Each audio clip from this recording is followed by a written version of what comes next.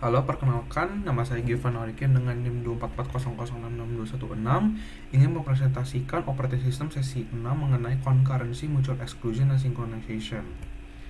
Yang pertama kita harus mengenai tentang apa itu concurrency. Jadi concurrency itu merupakan suatu kemampuan program untuk menangani banyak order dan request, di mana request dan order itu tuh dapat ditumpuk dalam satu proses. Lanjut. Nah, di sini ada multiple proses. Nah, operating system ini tuh berkaitan dengan pengelolaan proses dan thread. Ada 3. Yang pertama adalah multi-programming, yang merupakan manajemen beberapa multiple proses pada sistem uniprosesor. Multiprocessing itu sama saja, tapi kalau ini tuh dalam sistem multiprosesor. Tadi itu uniprosesor, ini multiprosesor. Yang terakhir itu ada pemrosesan distribusi atau distributed processing. Manajemen hal ini tuh merupakan manajemen proses multiple yang dieksekusi atau dijalankan pada beberapa sistem komputer yang terdistribusi. Contoh utama dari sistem ini adalah yang baru-baru ini ada proliferation. Nah, di sini ada concurrency arise in 3 different contexts. Yang pertama itu adalah multiple application yang dibuat untuk melakukan processing time yang dibagikan bersama antara aplikasi yang aktif. Habis yang kedua itu struktur application, merupakan suatu ekstensi model design structured programming. Yang ketiga itu adalah OS structure, atau itu operasi sistem itu sendiri yang diimplementasi sebagai beberapa proses atau thread. Dan di sini tuh adalah key terms related to concurrency, dapat dibaca sendiri. Oke, lanjut. Nah, di sini adalah mutual exclusive software approach. Nah, jadi pendekatan software itu dapat diimplementasikan untuk proses bersamaan yang dijalankan pada proses single processor atau multiprosesor dengan memori utama yang bersama. Nah, pendekatan ini biasanya untuk mengasumsikan pengecualian bersama dasar pada tingkat akses memori. Nah, simultaneous access itu reading atau writing itu ke lokasi yang sama di memori utama, itu diserialisasikan atau diserialize oleh semacam arbiter memori. Meskipun urutannya pemberian itu tuh tidak ditentukan sebelumnya. Nah, di luar ini diasumsikan tidak ada dukungan dalam perangkat keras atau hardware. Habis itu ada operating system dan programming language. Nah, menurut Dijkstra itu melaporkan bahwa sebuah algoritma pada mutual exclusion itu tuh terdapat 2 proses yang didesain oleh Dutch mathematician namanya Dekker. Nah, menurut Dijkstra mereka itu mengembangkan solusi secara bertahap. Dan pendekatan yang kedua itu adalah pendekatan ini memiliki keuntungan jika diilustrasikan oleh bug-bug yang umum yang sering ditemui dalam pengembangan concurrency program. Nah, apa prinsip-prinsip dari concurrency? Yang pertama itu adalah interleaving overlapping. Nah, keduanya itu dapat dilihat sebagai contoh concurrency processing, dan satu lagi itu keduanya ini tuh menghadirkan masalah-masalah yang sama. Dan kedua itu adalah uniprosesor. Uniprosesor itu adalah kecepatan relatif dari eksekusi proses yang tidak dapat diprediksi. Nah, hal ini bergantung pada aktivitas proses lain, cara OS menangani interupsi, dan ini merupakan kebijakan dalam penjadwalan dalam OS. Nah, habis itu selanjutnya itu ada difficulties of concurrency, kesulitannya. Yang pertama itu tuh pembagian dalam global resource. Habis itu kesulitan bagi OS untuk mengelola alokasi sumber daya secara optimal. Dan ketiga itu tuh kesulitan dalam melokasikan kesalahan-kesalahan dalam pemrograman yang berupa error, yang karena hasilnya itu tidak deterministik dan tidak bereproduksi gitu. Lanjut, dari sini ada namanya race condition. Nah, hal ini terjadi ketika beberapa proses atau multiproses atau thread itu tuh dibaca dan ditulis pada item data. Nah, dan hasil akhir pada order of execution atau urutan eksekusi itu adalah yang kalah pada perlombaan adalah proses yang memperbaruinya itu terakhir dan akan menentukan nilai akhir dari satu variabel. Lanjut, operating system concern atau masalah sistem operasi. Jadi ini masalah desain dan manajemen yang diangkat oleh adanya concurrency. Jadi OS itu yang pertama adalah tuh mampu melacak berbagai proses. Yang kedua itu dapat mengalokasi dan sebaliknya dialokasikan sumber daya pada proses yang aktif.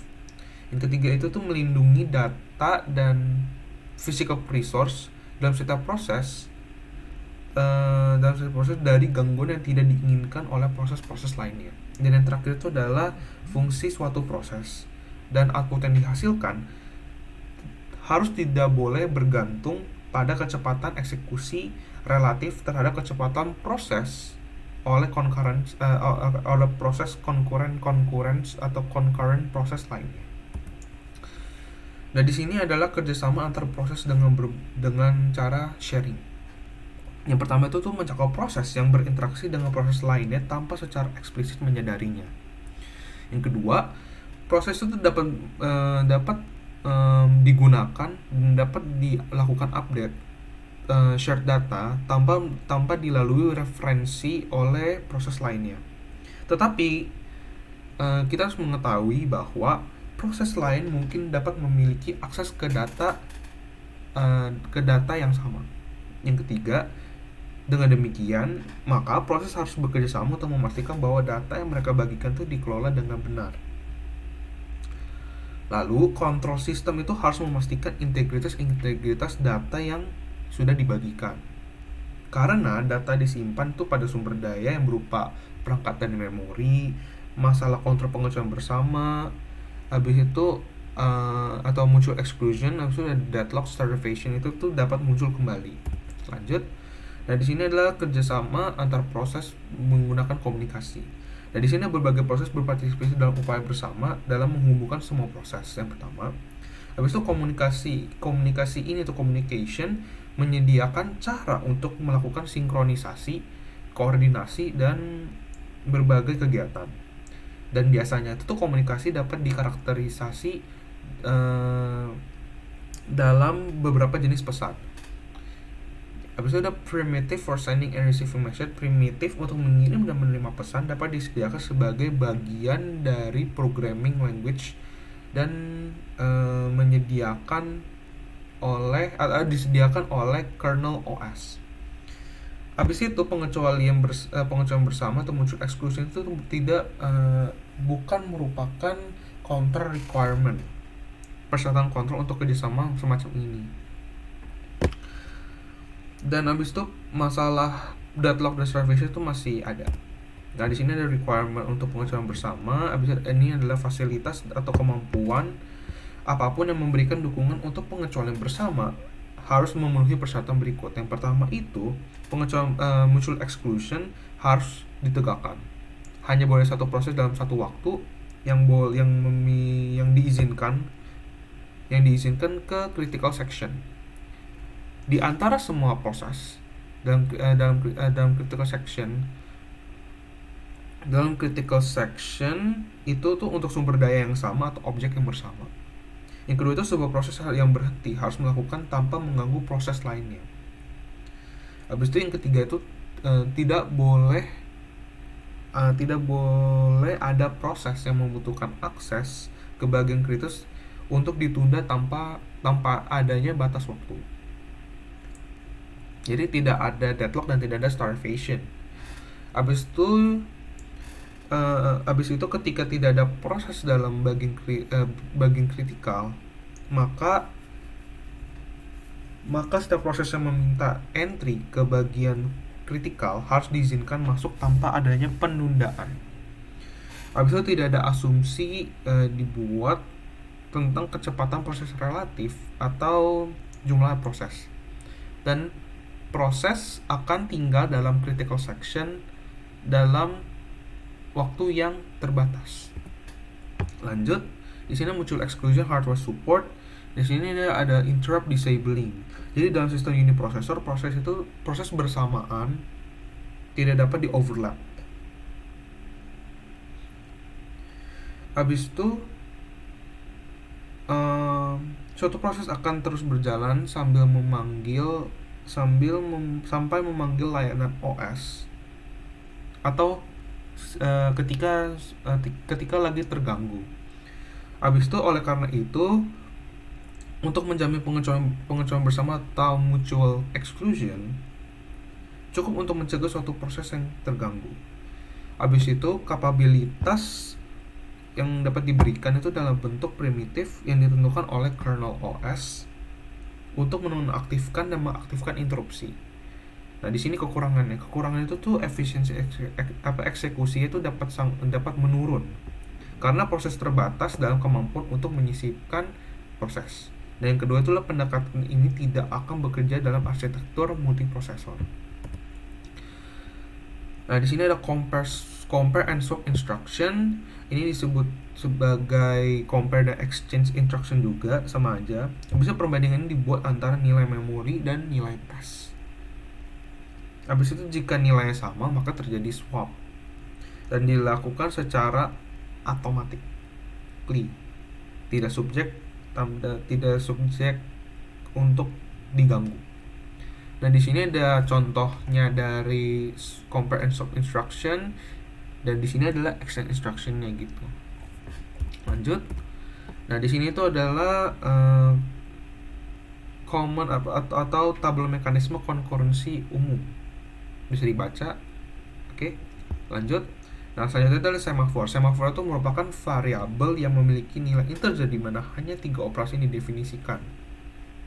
Nah, tiga operasi itu semafor itu dapat diinisialisasi sebagai integer dan integer yang non negatif. Habis itu ada 2 operasi, namanya operasi SEM-wait, itu tuh untuk mengurangi nilai semafor, dan SEP-signal untuk menambah nilai semafor. Dan dari sini tuh tidak ada cara untuk memeriksa atau memanipulasi semafor selain dari 3 operasi ini. Konsekuensi itu tidak ada cara lain untuk mengetahui sebelum suatu proses itu mengurangi semafor, apakah hal itu tuh memblokir atau tidak gitu. Selanjutnya, tidak ada cara lain untuk mengetahui proses mana yang akan segera dilanjutkan pada sistem uniprosesor ketika 2 proses sedang berjalan bersamaan. Dan terakhir adalah di sini tidak dapat diketahui apakah proses lain itu sedang menunggu, sehingga jumlah proses yang tidak diblokir itu mungkin bisa 0 atau bisa 1. Dan itu ada strong and weak semaphore. A queue yang digunakan untuk menahan proses yang menunggu di semafor. Di sini ada 2. Kalau bisa dikatakan strong semaphore ketika proses yang paling lama itu diblokir, dikeluarkan dari antrean terlebih dahulu, yang biasanya itu kita kenal sebagai FIFO, first in first out gitu. Yang kedua itu tuh dapat ditentukan weak semaphore ketika urutan di mana proses itu dihapus dari antrean yang tidak ditentukan. Dan di sini bisa dilihat dari example mekanisme semafor, dan di sini juga bisa lihat dari codingannya semafor kayak gimana. Oke, lanjut. Dan di sini adalah masalah produser dan consumer. Dan di sini general statementnya, pernyataan umumnya itu satu atau lebih produsen menghasilkan data dan menempatkannya dalam buffer.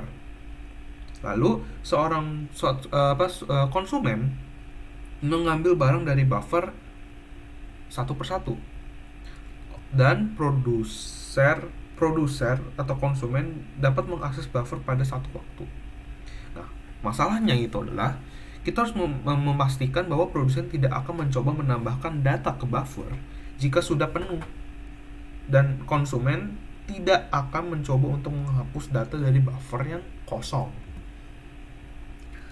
Nah, implementasi semafor itu tuh merupakan imperatif, di mana SEM-wait dan SEM-signal itu operasi SEM-wait sama SEM-signal ini dapat diimplementasikan sebagai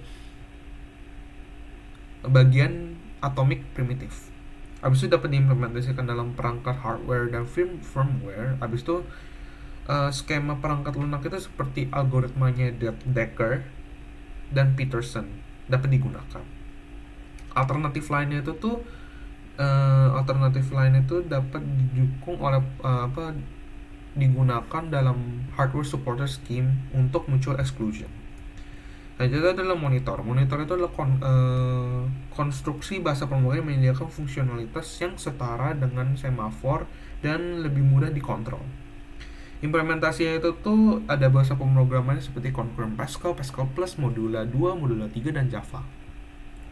Dan hal ini tuh juga dapat diimplementasikan pada program library dan modul perangkat lunak yang terdiri dari satu atau lebih prosedur, urutan inisiasi, dan data lokal. Di sini bisa dibaca seperti yang sudah saya jelaskan ini. Oke, lanjut. Di sini selanjutnya ada synchronization. Itu tuh merupakan monitor yang mendukung sinkronisasi dengan menggunakan variabel kondisi yang ada di dalam monitor dan hanya dapat diakses dalam monitor.